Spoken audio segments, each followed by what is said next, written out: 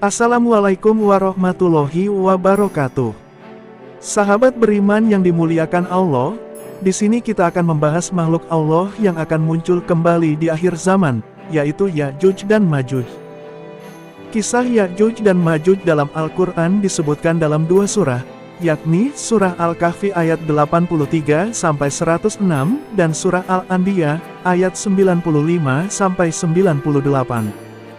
Ya'juj dan Ma'juj merupakan makhluk Allah yang keluar saat akhir zaman, yang muncul setelah turunnya Dajjal dan Nabi Isa alaihi salam.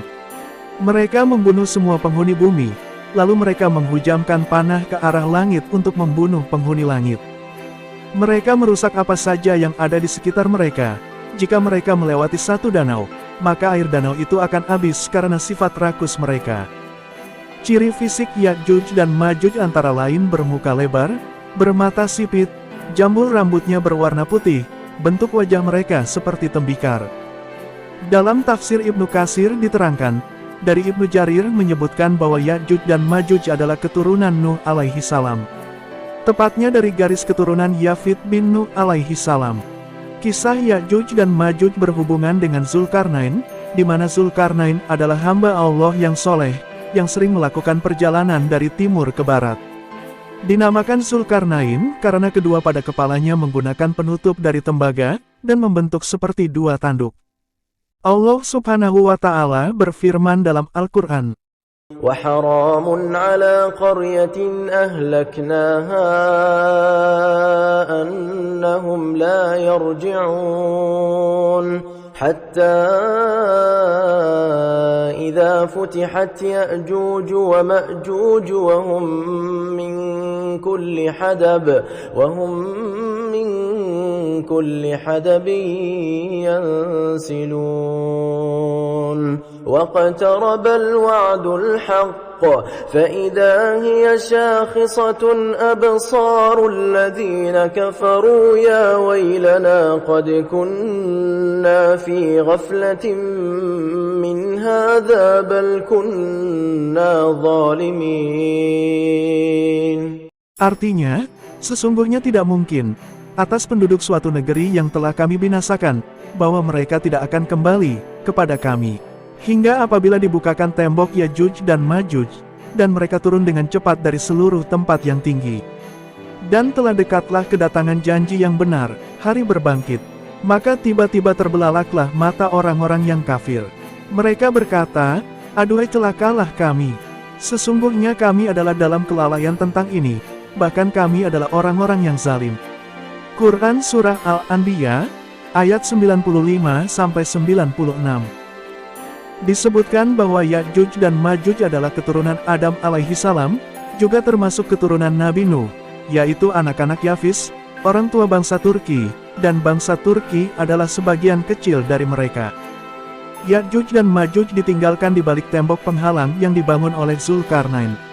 Sesudah membangunnya, Zulkarnain berkata, seperti yang disebutkan oleh firman-Nya Allah subhanahu wa ta'ala. قال هذا رحمة من ربي فإذا جاء وعد ربي جعله دكاء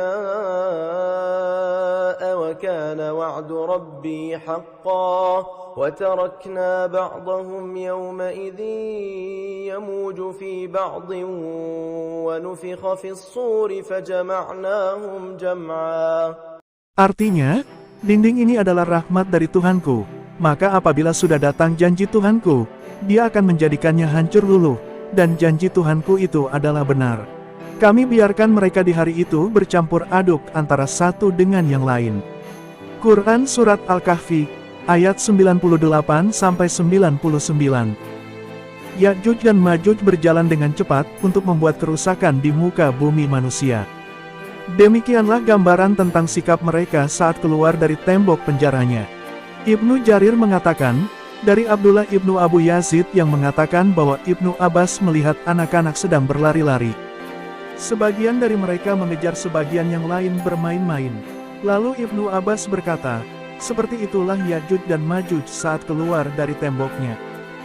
Di dalam banyak hadis yang bersumber dari Nabi Shallallahu Alaihi Wasallam, banyak disebutkan kisah keluarnya Ya'juj dan Ma'juj, seperti yang akan dikemukakan berikut ini. Dalam tafsir akhir surat Al-A'raf, telah disebutkan sebuah hadits melalui riwayat Imam Ahmad, dari Hashim, dari Al-Awam, dari Jabalah ibnu Suhaim, dari Marsad ibnu Imarah, dari Ibnu Mas'ud R.A., dari Rasulullah Shallallahu Alaihi Wasallam, yang telah bersabda bahwa di malam beliau menjalani Isronya, beliau berdua dengan Nabi Ibrahim, Nabi Musa, dan Nabi Isa. Mereka berbincang-bincang tentang hari kiamat, lalu mereka menanyakannya kepada Ibrahim, tetapi Ibrahim menjawab, "Saya tidak mempunyai pengetahuan tentangnya." Mereka menanyakannya kepada Musa, dan Musa menjawab, "Saya tidak mempunyai pengetahuan tentangnya." Akhirnya mereka menyerahkan masalahnya kepada Isa, dan Isa berkata, "Tentang waktunya, tiada seorang pun yang mengetahuinya selain hanya Allah. Tetapi menurut apa yang telah dijanjikan oleh Tuhanku kepadaku, Dajjal kelak akan muncul, sedangkan di tanganku terpegang 2 bilah tombak. Apabila Dajjal melihatku, maka leburlah tubuhnya sebagaimana meleburnya timah yang dipanaskan." Isa melanjutkan kisahnya, bahwa Allah membinasakan Dajjal. Manakala Dajjal melihatnya, sehingga sesungguhnya batu-batuan dan pepohonan dapat berbicara, "Hai orang muslim, sesungguhnya di bawahku bersembunyi orang kafir, maka kemarilah dan bunuhlah dia." Allah membinasakan bala tentara Dajjal, kemudian manusia kembali ke negeri dan tanah airnya masing-masing. Setelah itu muncullah Ya'juj dan Ma'juj. Mereka berdatangan dari semua tempat yang tinggi dengan cepatnya, lalu menginjak-injak negeri manusia. Tidak sekali-kali mereka mendatangi sesuatu tempat, melainkan mereka binasakan tempat itu. Dan tidak sekali-kali mereka melewati sumber air, melainkan mereka meminumnya sampai kering. Nabi Isa alaihi salam melanjutkan kisahnya.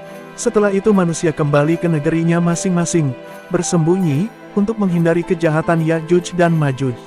Mereka mengadu kepadaku tentang kejahatan Ya'juj dan Ma'juj. Maka aku berdoa kepada Allah untuk kebinasaan Ya'juj dan Ma'juj. Akhirnya Allah membinasakan mereka dan menumpas habis mereka, sehingga bumi ini tercemar berat karena bangkai mereka yang baunya sangat busuk. Kemudian Allah menurunkan hujan lebat yang menyapu bersih semua bangkai mereka, lalu menghanyutkannya ke laut. Nabi Isa alaihi salam mengatakan, bahwa menurut apa yang dijanjikan oleh Tuhannya kepadanya, bila mana masa itu telah berlalu, maka kejadian hari kiamat sama dengan seorang wanita yang telah mengandung tua. Keluarganya tidak mengetahui bila si wanita itu memberikan kejutan kepada mereka dengan kelahiran seorang bayi, apakah di malam hari ataukah di siang hari. Ibnu Majah meriwayatkan hadis ini dari Muhammad ibnu Bashar, dari Yazid ibnu Harun, dari Al-Awam ibnu Hausyab dengan sanad yang sama dan lafaz yang semisal. Tetapi ada tambahannya, yaitu Al-Awam mengatakan bahwa hal yang membenarkannya berada di dalam Kitabullah melalui firman-Nya. Hingga apabila dibukakan tembok Ya'juj dan Ma'juj, dan mereka turun dengan cepat dari seluruh tempat yang tinggi. Quran Surat Al-Anbiya, ayat 96.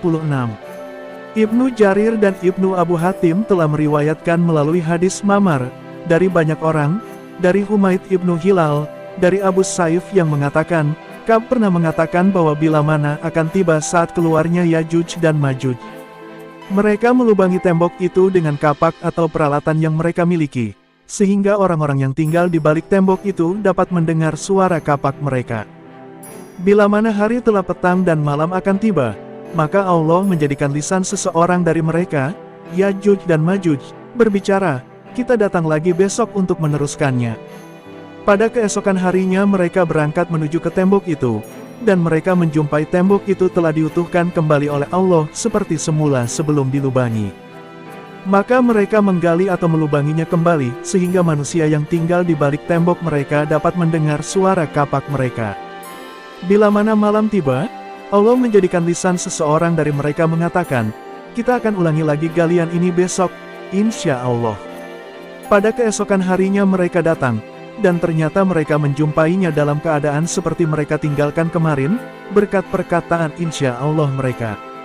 Mereka meneruskan pekerjaannya sehingga tembok itu dapat mereka jebol, dan mereka keluar dari tembok itu. Gelombang pertama dari mereka melewati sebuah danau, maka mereka meminum air danau itu sampai kering. Kemudian gelombang kedua keluar, lalu mereka menjilati lumpur danau itu. Gelombang ketiga keluar dan melewati tempat danau itu, Lalu mereka berkata, dahulu di sini pernah ada airnya. Manusia lari dari mereka, tiada sesuatu pun yang dapat menahan serbuan mereka. Kemudian mereka Yajuj dan Majuj mengarahkan anak panahnya ke langit, lalu melepaskannya dan anak-anak panah mereka kembali ke bumi dalam keadaan berlumuran darah. Mereka berkata, kita telah kalahkan penduduk bumi dan penduduk langit. Maka Nabi Isa alaihi salam mendoakan kebinasaan mereka, seraya mengatakan dalam doanya, ya Allah, tiada kekuatan dan tiada upaya bagi kami untuk menghadapi mereka, maka lindungilah kami dari mereka dengan apa yang Engkau kehendaki. Lalu Allah menimpakan kepada mereka wabah penyakit ulat yang dikenal dengan nama ulat penyakit unta. Wabah itu menggerogoti tengkuk mereka hingga mereka binasa semuanya. Lalu Allah mengirimkan burung-burung yang membawa bangkai mereka dengan paruh dan cakarnya, kemudian melemparkan mereka ke laut. Setelah itu Allah mengirimkan hujan yang diberi nama hujan kehidupan.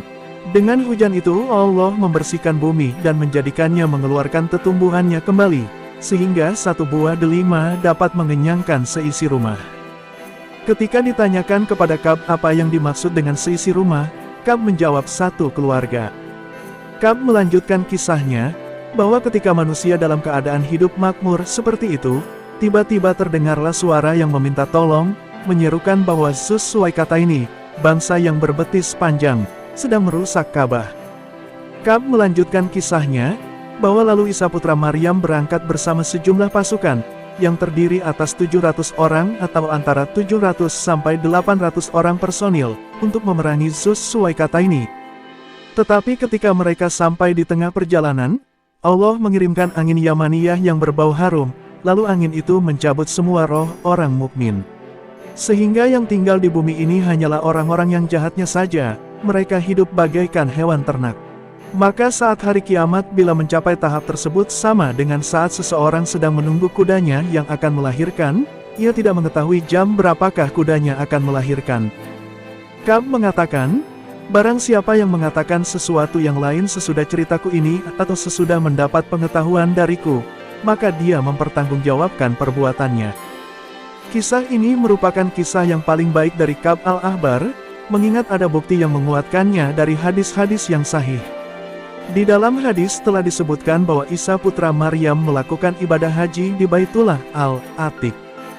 Hadis Rasulullah yang artinya, Imam Ahmad mengatakan, telah menceritakan kepada kami Sulaiman ibnu Daud, telah menceritakan kepada kami Imran, dari Qatadah, dari Abdullah ibnu Abu Atabah, dari Abu Said yang mengatakan bahwa Rasulullah pernah bersabda, sesungguhnya dia, Isa putra Maryam, benar-benar akan melakukan haji di Baitullah, dan sesungguhnya dia benar-benar akan berumroh sesudah munculnya Yajuj dan Majuj. Imam Bukhari mengetengahkan hadis ini secara tunggal. Wallahu a'lam. Semoga cerita ini bisa menambah iman kita kepada Allah. Dan semoga Allah selalu melindungi kita dari fitnah-fitnah Dajjal dan dari kerusakan Yajuj dan Majuj. Amin. Wassalamualaikum warahmatullahi wabarakatuh.